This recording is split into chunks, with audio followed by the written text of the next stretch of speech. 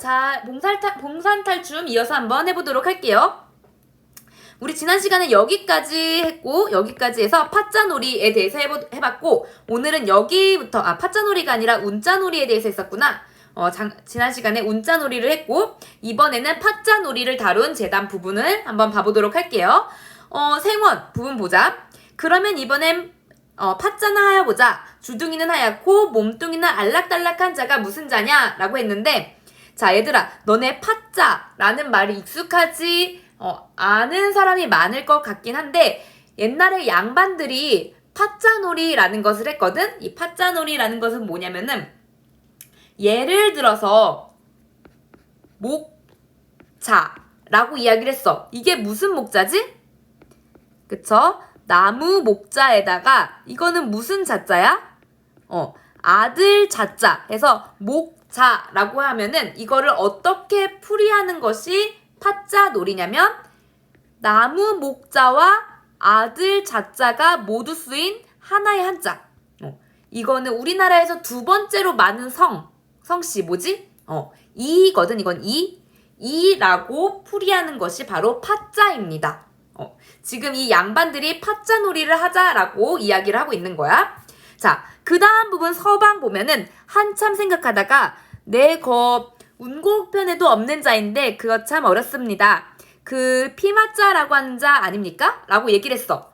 운곡편은 사전이야. 사전에도 없는 어려운 자인데 그거 피마자 아닙니까? 라고 이야기를 했어. 근데 잘 보면은 문제가 이거였다. 주둥이는 하얗고 몸뚱이는 알락달락한 자가 무엇이냐 였는데, 거기에 대해서 피마자라고 이야기를 했어.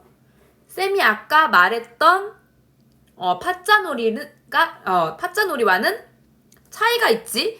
이건 뭐냐면, 이 피마자라는 건 뭐냐면은 아주까리라고 하는 한해살이 풀이야. 그러니까 단순히 이 사람의 질문에 한자의 획수를 가지고 내는 파짜놀이를 한 것이 아니라 그냥 정답을 맞춰버린 거야. 그냥 수수께끼를 맞춘 거다라고 하는 거지. 양반들이 자신이 지닌 학식을 가지고 파짜놀이를 하는 모습이 아니네. 자, 근데 서방이 엉터리로 단순한 수수께끼에 대한 대답을 하자 생원이 뭐라고 이야기하는지 봐보자. 거참, 동생 참 용할세 라고 했어. 그러니까 상대방이 유식한지 무식한지조차도 제대로 구별을 하지 못하고 있는 상황이네. 둘 다 무식한 거야. 그러니까 지금. 자, 이걸 통해서 알 수 있는 거 한번 정리를 해보도록 할게요. 지금 그냥 단순한 수수께끼 답을 한 서방을 생원이 칭찬을 하고 있지. 이 부분을 정리하면은 서방을 칭찬을 하고 있어. 그럼으로써 누구의 무식이 드러나게 된 거야? 그치. 이 말을 한 생원의 무식이 드러나게 된 거야. 역으로 생원의 무식이 드러난 부분이다 라고 정리를 할 수가 있겠네. 자, 그 다음 계속해서 봐볼게요. 서방, 형님, 내가 그럼 한자 부르라우? 생원 부르게. 서방, 논두렁에 살피 짚고 섰는 자가 무슨 자입니까? 생원, 한참 생각하다가 그거 참 어려운 잘세. 그것은 노님자가 아닌가? 역시 양반들의 수준에 맞지 않는 단순한 수수께끼. 그러니까 서민들이 하는 수수께끼에 지나지 않는다라고 정리를 할 수가 있어. 이건 역시 서민들의 수수께끼에 지나지 않는다라고 정리를 할 수 있어. 즉 이렇게 저급한 대답을 하는 것은 누구의 학식과 교양이, 그렇지, 양반들의 학식과 교양이 저급하다라는 거를 나타내기 위해서겠죠. 양반들의 학식과 교양이 저급하다는 것을 피읍, 지읒하고 있는 부분이라고 볼 수 있습니다. 풍자하는 부분이다 라고 볼 수가 있겠죠. 자, 그러자 서방이 하하, 그거 형님 참 잘 맞췄습니다. 정말? 아니지. 둘 다 무식한 거야. 상대방이 제대로 된 대답을 하고 있는지 아닌지 조차도 구별을 못하는 상황이지. 자, 근데 여기 한번 봐봐. 이러는 동안에 누가 살짝 들어왔어. 취바리가 살짝 들어와 한편 구석에 서 있다 라고 돼 있네. 지금까지 취바리라는 인물이 등장했었어? 등장하지 않았었어. 취바리라는 인물이 등장하지 않았었는데 지금 여기에서 처음으로 등장한 인물이 바로 취바리지. 자, 여기 한번 봐보자. 취바리라는 새로운 인물의 등장으로 장면이랑 이제 사건이 전환된다는 걸 우리가 알 수 있겠지. 한번 어떻게 전환되는지 한번 봐보자. 이놈 말뚝이 얘 생원 나랏돈 노랑돈 7푼 잘라먹은 놈 상통에 무르익은 대초빛 같고 울룩줄룩 뱀이 잔등 같은 놈을 잡아들여라. 바로 이놈 누구야? 취바리야, 취바리. 자, 여기 한번 봐보도록 하자. 지금 헷갈리는 단어들은 옆쪽에 쌤이 적어놓긴 했는데 봐보면 나랏돈 노랑돈 7푼 잘라먹은 놈이라고 되어 있지. 여기 한번 밑줄을 다시 한번 쳐보세요. 나랏돈 노랑돈 7푼 잘라먹은 놈. 노랑돈이란 건 뭐냐면은 몹시 아끼는 많지 않은 돈을 말하는 건데 이걸 통해서 우리가 알 수 있는 게 있어. 여기서 취바리는 신분이 상인이야, 상인. 이게 지금 조선 후기에 쓰인 거거든. 아니, 조선 후기에 이런 봉산탈춤이 유행을 했었단 말이야. 그러니까 우리가 이 상황을 제대로 알려면은 조선 후기의 시대상을 잘 알고 있어야 돼. 시대 상황을. 조선 후기라는 말은 거의 끝날 때가 됐다는 거잖아. 조선이라는 나라가 거의 망할 때가 됐다라는 거야. 이때는 조선의 이전에는, 그러니까 조선 이전이 아니라 후기 이전, 조선 초기랑 중기, 초반 정도까지는 아주 신분제가 공고했는데 그 신분제가 점점 더 무너져가고 있는 조선 후기의 모습이 여기에 반영되었다라고 생각을 하면 됩니다. 그래서 그 양반이 아닌 이 상인들은 뭐를 벌게 돼? 돈을 벌게 되는 거야. 부를 축적하는 그 과정이 여기 녹아져 들어가 있어요. 자, 봐보면 여기 정리해보자. 조선 후기에 취바리와 같은 상인들이 부를 축적했단 말이야. 부를 축적하는 과정에서 정당하게 부를 축적한 게 아니라 지금 놈이라고 비하하는 표현을 쓰고 있지. 정당하지 못한 행동을 했다는 거야. 부정을 저질렀다. 이렇게 정리를 하면 되겠죠? 여기 좀 헷갈리겠다. 요 부분입니다. 요 부분. 이렇게 정리를 하면 돼.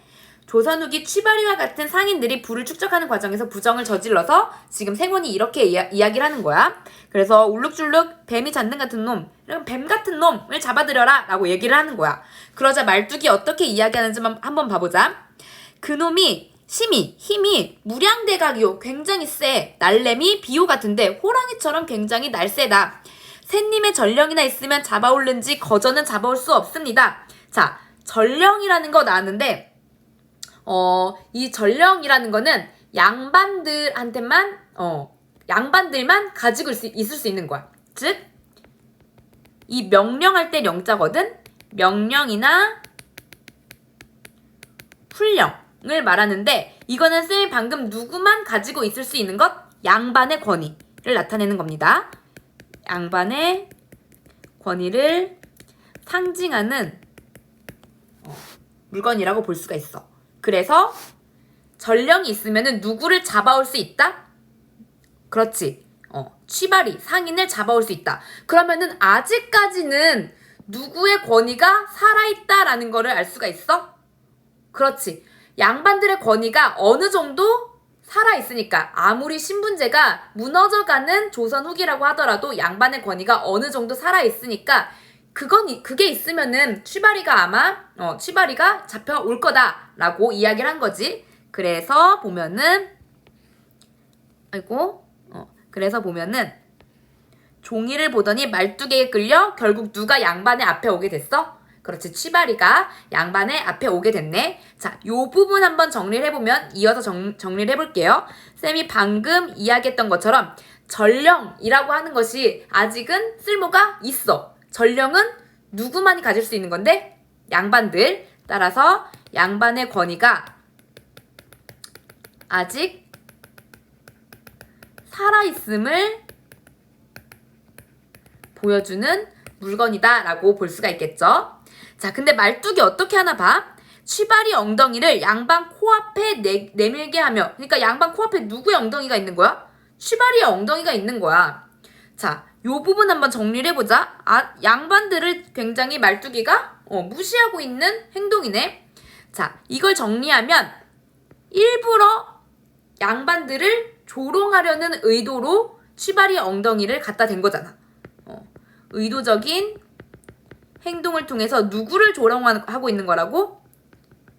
양반을 조롱하고 있다라고 정리를 할 수가 있고, 그놈 잡아들였소! 취바리를 잡아왔습니다! 라고 말하니까 생원 뭐라고 하냐면, 이놈 말투가 이게 무슨 냄새냐? 무슨 냄새겠어? 취바리의 엉덩이 냄새야. 근데 말뚝이 뭐라고 대답하나 봐? 이놈이 피신을 하여 다니기 때문에, 이리저리 도망 다니기 때문에 양치를 못하여서 그렇게 냄새가 나는 모양이 왜다? 분명 엉덩이를 갖다 댔으니까 엉덩이 냄새가 나는 걸 텐데, 그거 취바리가 입을 잘 안 씻어서 잘 씻질 않아서 나는 입냄새입니다 라고 이야기를 하고 있어. 누구를 속이는 거야?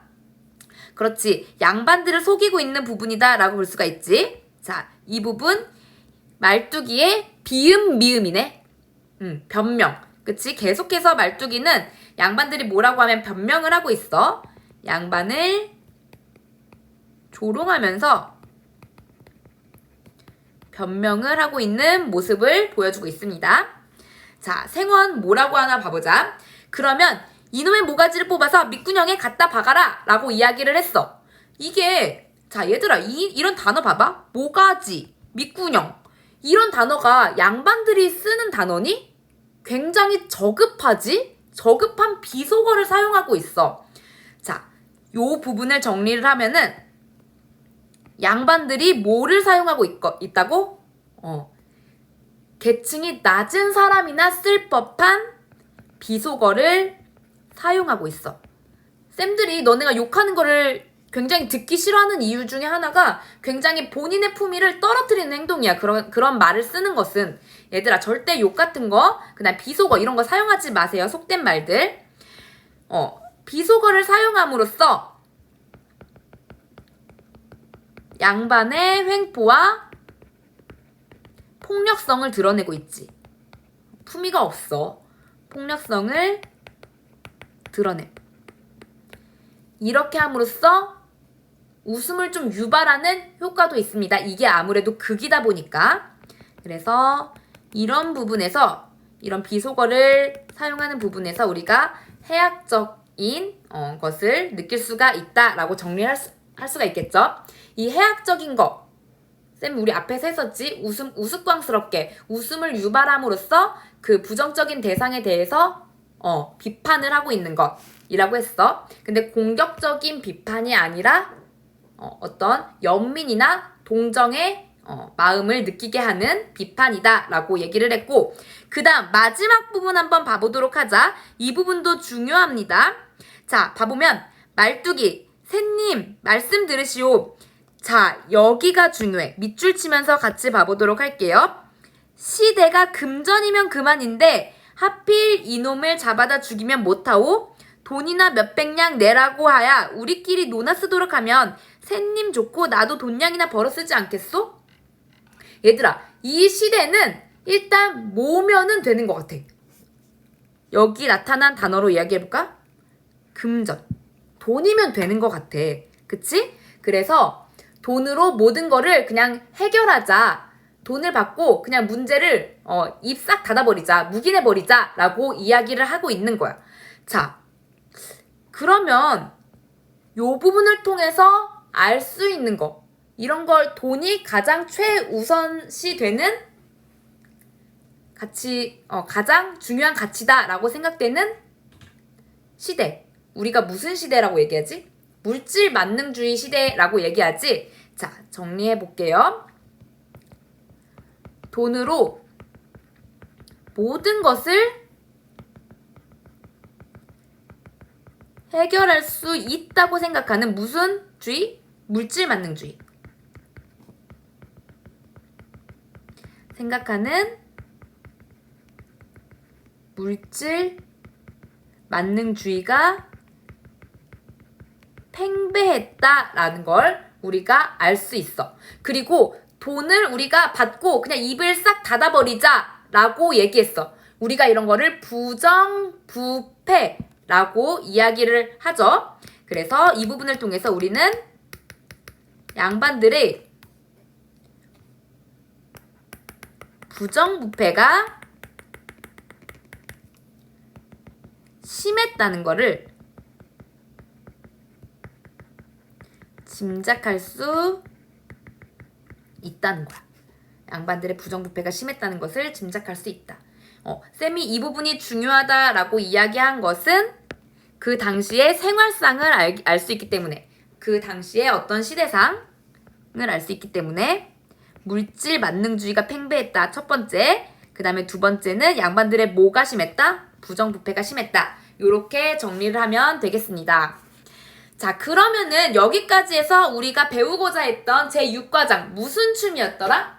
제목이 양반춤이었지. 여기서는 양반들을 비판하는 양반춤에 대해서 배워봤고, 자, 정리를 한번 해보도록 합시다. 일단은 스탑 버튼을 누르고 한번 쭉 프린트 뽑은 사람들 채워보세요. 지금 프린트가 없는 사람들은 요거를 일단은 다 캡처를 해놔. 캡처를 해놓고 나중에 정리를 하면 되니까. 자, 갈래 한번 봐보자. 갈래를 한번 봐보면은 일단 이거는 민속극, 그 중에 가면극, 탈춤의 대본이다 라고 할 수가 있고, 그 다음에 피읍, 지읒과 히읗, 이거 굉장히 많이 했어. 이거 모르면 안 돼. 풍자적, 해학적, 풍자적, 해학적, 그 다음에 서민의 입장을 대변하지. 서민의 입장에서 양반의 허위의식을 비판하고 있는 거니까 서민적, 비판적이라고 정리할 수가 있고, 이거 아까 쌤이 이야기했었어. 시간은 조선 후기인데 신분제가 점점 더 무너져가는, 붕괴되기 시작하는 시점이다 라고 이야기를 했고, 이게 봉산탈춤이니까 당연히 공간은 봉산이다 라고 할 수 있고, 주제는 이제 이거 더 이상 말하지 않아도 이거는 그냥 채울 수 있어야 돼. 양반에 대한 풍자 조롱. 자, 그 다음에 특징을 5가지로 한번 정리를 해볼게. 각 과장이 복합적으로 구성되어 이 내용이 연결된다? 아니야.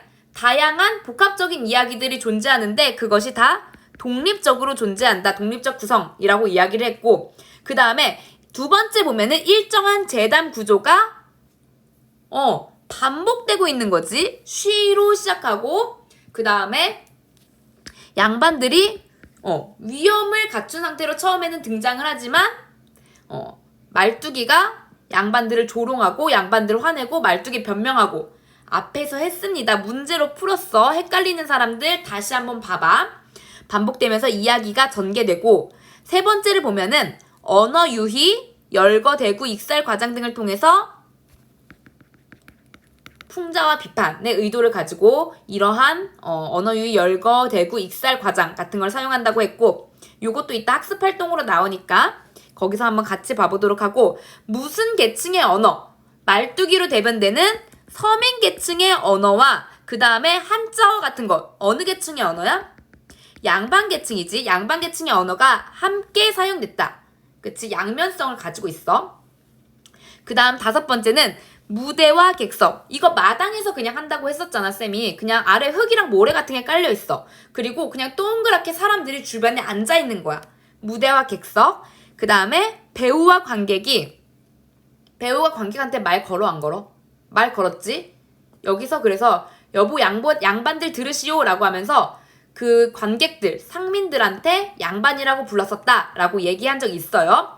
그래서 엄격하게 구분이 되지 않는 것이 바로 이 민속극, 가명극의 특징이다 라는 거 알아두세요.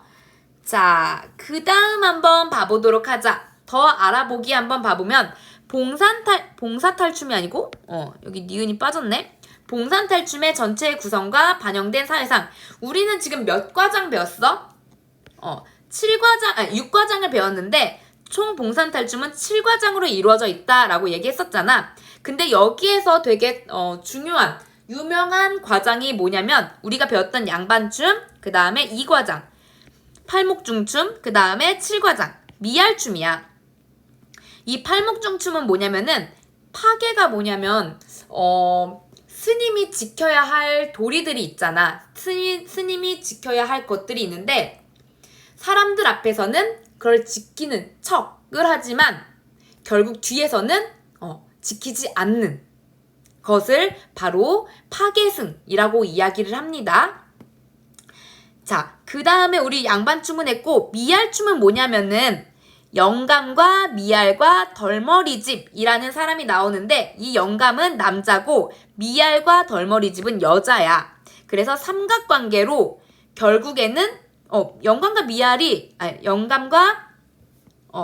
미알과 그 다음에 덜머리집 이렇게 있는데 이렇게 표시하면 안 되고 덜머리집 이렇게 있었는데 결국 영감은 첩인 덜머리집을 선택하고 미알은 영감한테 죽게 됩니다. 이러한 처첩제도 그 다음에 가부장적 사회를 비판하고 있는 것이 바로 이 7과장이야. 자, 정리를 해보면은 파괴승의 말과 행동 2과장을 이야기하고 있는 거야. 이거는 불교의 관념적 초월주의를 비판하고 있다. 우리가 실제적으로 본문을 보진 않았기 때문에 이거는 그냥 요 정도로만 알아두면 됩니다. 그 다음에 우리가 배웠던 건 바로 6과장 요거지. 양반의 허위와 권위의식을 통해서 자, 양반의 무지함과 방금 말했잖아. 허위의식을 풍자하고 있는 부분이 바로 6과장이었고 그 다음에 여성의 억울한 죽음. 방금 말했던 과장 중에 몇 과장이야? 7과장. 그치? 여성의 억울한 죽음. 누가 죽었어? 미알이 죽었잖아. 부인이었던 미알이 죽었어. 아까도 쌤이 얘기했는데 어떤적 사회의 모순을 고발하는 거야? 그렇지. 가부장적 사회의 모순을 이렇게 처첩제도 같은 거, 일부 다처제 같은 거를 통해서 고발하고 있다. 비판하고 있다. 자, 이런 내용을 다룬 이유는 뭐냐면은 조선 후기의 뭘까? 조선 후기의 뭐를 한번 채워봐. 봐봐. 조선시대에는 양반이 원래 신분제도였잖아. 양반이 상민들이나 그 아래 계층들보다는 높은 계층이었으니까 신분제가 공고히 유지되어 있어야지 양반들이 권력을 잡을 수 있었을 텐데 여기에서는 말뚝이가 자꾸 누구를 놀리고 있어? 양반들을 놀리고 있지. 이거는 결국에는 신분제가 붕괴되어 가고 있다라는 거를 드러내는 거고 이러한 사회상을 나타내는 거야. 그 다음에 방금 말했네. 양반 계층이 몰락하고 있고 그 다음 서민들이 계속해서 당하지만은 않는 거야. 이거 뭔가 잘못된 것 같은데? 좀 뭔가 부조리한 것 같은데? 라는 비판의식이 내면에 생기면서 이러한 봉산탈춤을 통해서 자신의 생각을 표출을 할 수 있었던 거지. 즉 서민들의 의식이 성장했다라는 거를 보여주는 봉산탈춤이라는 거를 우리가 지금 1과장, 7과장 중에서 2, 6, 7 과장을 이야기하면서 정리를 해봤습니다. 자, 얘들아 끝난 게 아니야. 자, 여기도 한번 빠르게 채워보고서는 내용을 강의를 듣도록 하세요. 오늘 여기까지 할 거야. 자, 양반춤 과장에 나타나는 해악과 풍자 한번 봐보자. 어렵지 않아. 우리 다 했던 거라서 본문을 배우면서 다 했던 거라 어렵지 않아요. 제6과장 양반춤은 익살과 과장, 열거와 대조, 언어 유희 등의 표현을 통해 무슨성? 해악성. 그 다음에 무슨성? 풍자성. 이거 모르면 안 돼. 를 나타내고 있다.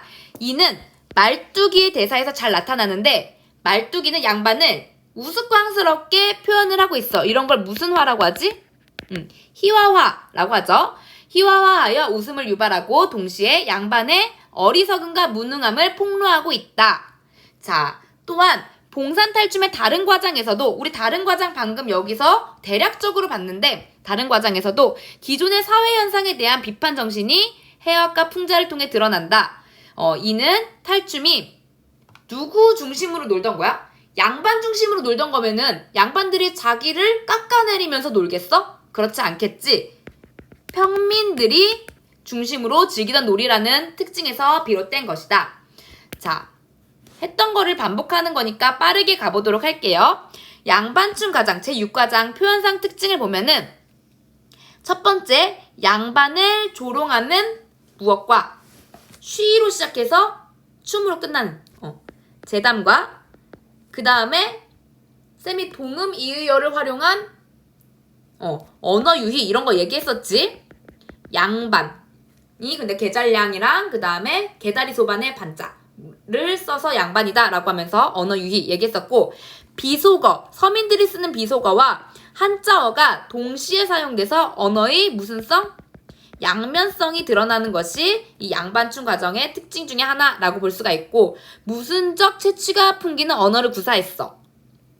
서민적 언어를 구사해서 당시의 사람들이 어떤 말을 썼는지를 썼는지가 반영이 되어 있다라고 볼 수 있고, 네 번째 보면은 근대적인 서민의식, 방금 했었지? 서민의식을 바탕으로 반어, 익살, 가장이 아니라 과장 등을 사용해서 고도의 풍자성을 나타내고 있다. 그러니까 양반춤, 봉산탈춤 하면은 봉산탈춤의 양반춤 하면은 바로 풍자와 해악이 떠올라야 합니다.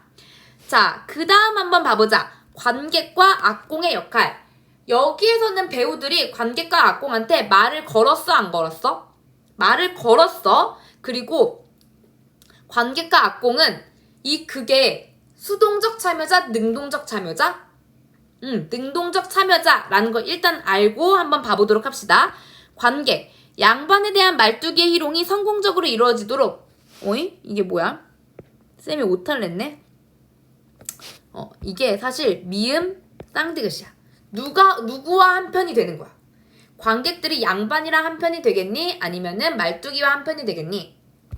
말뚝이겠지. 말뚝이와 한 편이 되어 극중 현실에 참여, 능동적 참여자라고 했잖아. 참여하고 개입하고. 악공, 북치는 사람들, 얼쑤하는 사람들이 바로 악공인데, 놀이판 배경 음악 제공하는 거 일단 우리가 당연히 기본적으로 알고 있는 거일 테고, 두 번째 보면은 등장인물의 물음에 지금 여기에서는 나오지 않았는데 대답을 해요. 대답을 하고 장단을 맞추고, 세 번째를 보면은 말뚝이의 양반에 대한 희롱이 성공적으로 이루어지도록 극중에 뭐 한다고? 참여한다. 바로 해야겠지. 자, 그 다음 한번 봐보자. 요거는 별표 하나 쳐놔라. 가면극, 탈춤. 우리가 배운 봉산탈춤과 우리가 요즘에 그냥 보는 연극 같은 거 있잖아. 이런 것이 서양에서 들어왔기 때문에 굳이 구분을 하자면 서양 연극이라고 이야기를 하는데, 그 차이점을 5가지로 한번 정리를 해보도록 할게요. 여기는 쌤이 따로 괄호를 초성 퀴즈를 내지 않았어. 필요한 것만 밑줄을 치면서 형광펜으로 표시하면서 가보도록 하자. 자, 가면극은 어디에서 진행을 한다고 했지? 마당이잖아. 흙과 모래가 있는 그 마당. 그리고 여기에서 세처 정하기에서 양반들이 집 밖을 나와서 묵을 곳이 필요한데, 그렇다고 거기다 뭐 창문을 만들고 뭐 드나들 수 있는 문을 만들고 이러한 소품을 활용하지 않고 그냥 원을 그어서 여기가 세처야 라고 했어. 정리하면 극중 장소와 공연 장소가 일치하는 것. 하지만 서양 연극은 일치하지 않지. 여러 가지 소품이 필요해. 따라서 방금 이야기했던 것처럼 소품이 불필요하고 여긴 소품이 필요하고. 동그라미 3번을 한번 봐보자. 이것도 계속 얘기했는데, 객석에 있는 관객들이 무대에 있는 배우들과 말을 주고받잖아. 그래서 구분이 명확하지 않지만 우리 서양 연극을 보면은 무대와 객석의 구분이 명확하다는 거, 요거를 알아두도록 하고,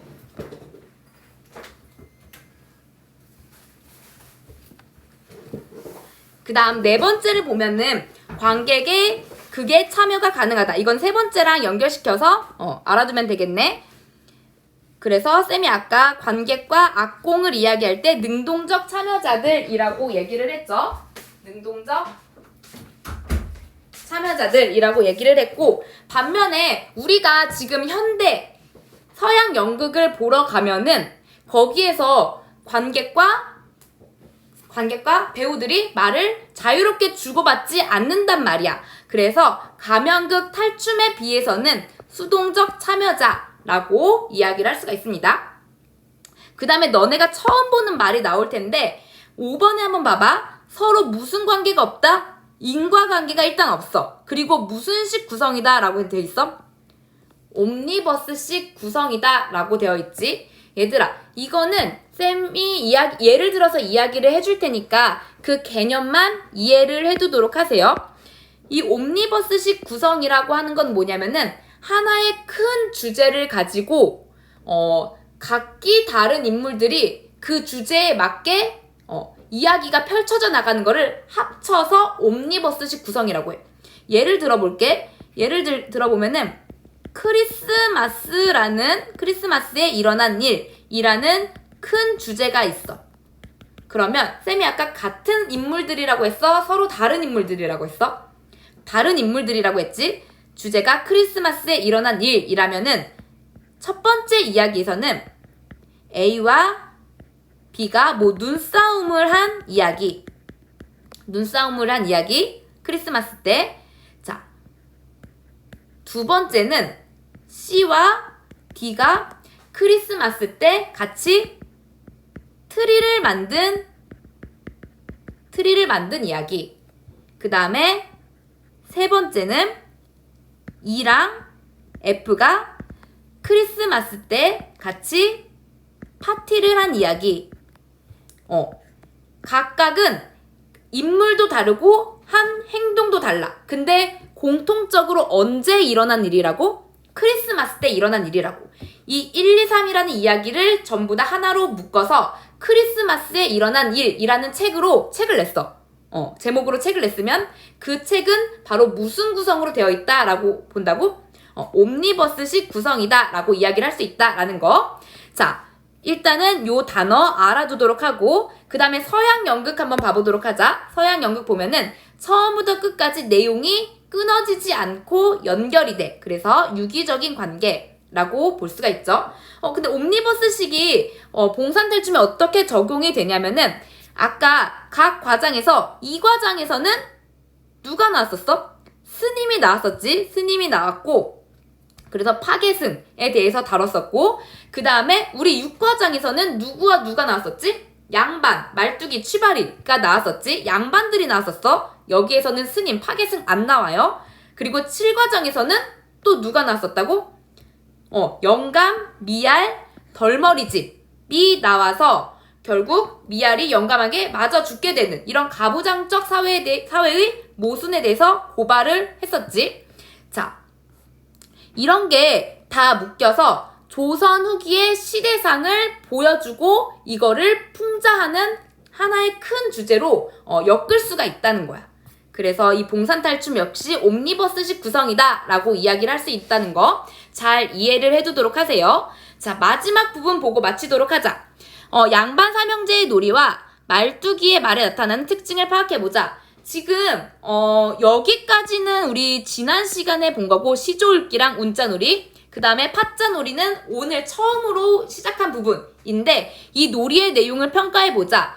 양반들의 그 학식 수준, 우리가 기대하는 양반들의 학식 수준에 맞는 놀이였어?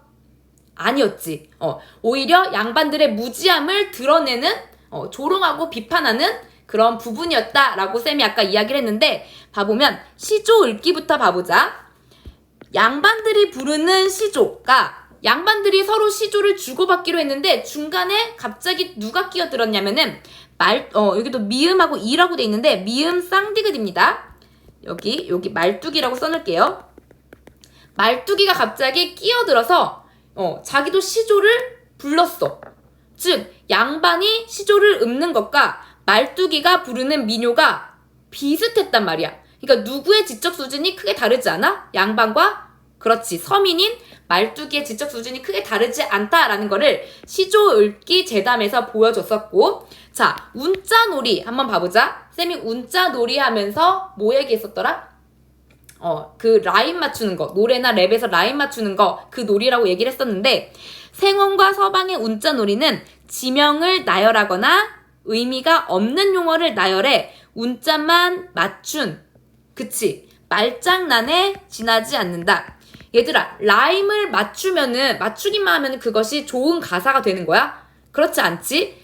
라임을 맞추면서 내용도 의미가 있어야지만 좋은 가사가 되는 건데, 지금 이 양반들이 했던 운자놀이에는 의미가 없는 말만 나열하고 있었다. 정리를 해보면 이렇게 되고, 그 다음에 오늘 봤던 파자놀이 한번 봐보도록 하자. 파자놀이가 쌤이 아까 이거 얘기했지? 목자 합쳐서 이가 된다는 거.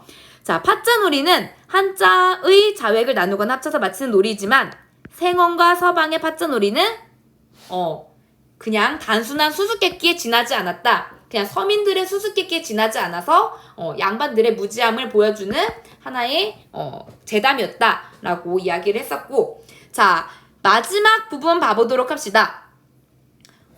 요거는 아마 지지난 시간에 했던 부분인 것 같은데, 말뚝이의 말에 나타나는 언어적 특징을 말해보자. 이거 쌤이 계속 반복해서 얘기했던 부분이네. 양반이라고 얘기하면서 이 양반의 양자는 무슨 양자냐면 게잘량. 그러니까 개의 가죽을 의미하는 게잘량의 양자고, 그 다음에 이 반자는 무슨 반자냐면은 개다리 소반. 쌤이 이거 그 사진도 보여줬었어. 할머니 댁이나 할아버지 댁에 가면은 하나씩 있는 그 상, 다리가 마치 어떤 동물의 다리 같다고 했어? 개의 다리 같다라고 해서 개다리 소반이라고 부른다고 했지. 그 개다리 소반에 반자를 써서 바로 양반이다 라고 양반 삼형제를 놀리고 있었어, 말뚝이가. 요 부분과 이 아랫부분을 보도록 할 건데, 일단 이 첫 번째 동그라미로 정리를 해보도록 합시다. 양반이라는 단어의 의미를 게잘량, 개 가죽과 개다리 소반으로 풀이를 하고 있다. 뭐의 유사성을 활용한 거야? 그치, 발음의 유사성을 활용한 언어 유희다 라고 정리를 할 수가 있었지. 근데 그때 이거를 우리가 본문에서 볼 때는 쌤이 발음의 유사성이라고 말을 하지 않고 음은 같지만 의미가 다른 말, 동음 이의어를 활용한 언어 유희다 라고 설명도 했습니다. 자, 그 다음 두 번째 이 말뚝이의 대사 한번 봐보도록 할게.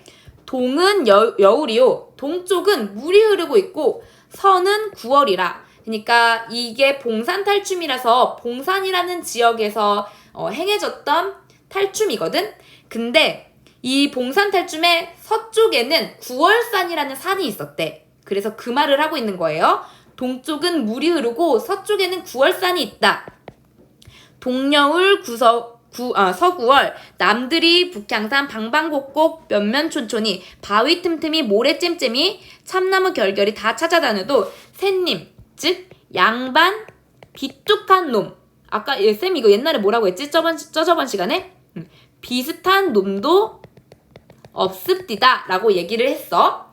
자, 방방곳곳에 찾으러 다녀도, 여기로 한번 정리해보자. 방방곳곳에 찾으러 다녀도 양반다운 양반을 못 봤다는 내용으로 몇 음보를 기조로 함.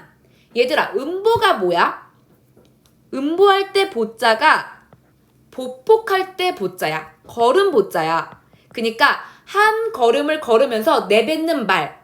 한 걸음 내뱉고 한 걸음 걸으면서 말을 내뱉고 잠시 쉬었다가 그 다른 쪽 발을 내디디면서 다시 시조 같은 거를 읊고 잠시 쉬고.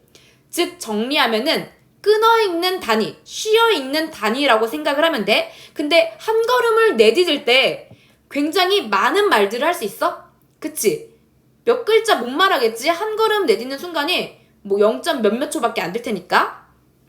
자, 보면은 동은 여울이요, 서는 9월이라. 이런 식으로 끊어 있는 거를 우리가 음보라고 해. 근데 지금 여기에 있는 말뚝이의 말을 보면은 동은 여울이요, 서는 9월이라 몇 번을 단위로 끊어 있는 것 같아? 4번을 단위로 끊어 있습니다. 그래서 사음보를 기조로 한 무엇과 사음보를 기조로 한 무엇이지 이거?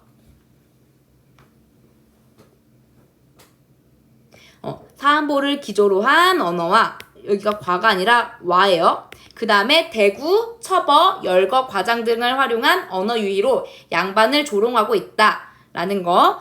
지금 말뚝이의 말을 한번 언어적 특징을 2가지로 정리를 해봤습니다. 자, 오늘은 여기까지 좀 길었는데 오늘은 여기까지 하도록 하고 봉산탈춤을 완전히 마치도록 하겠습니다.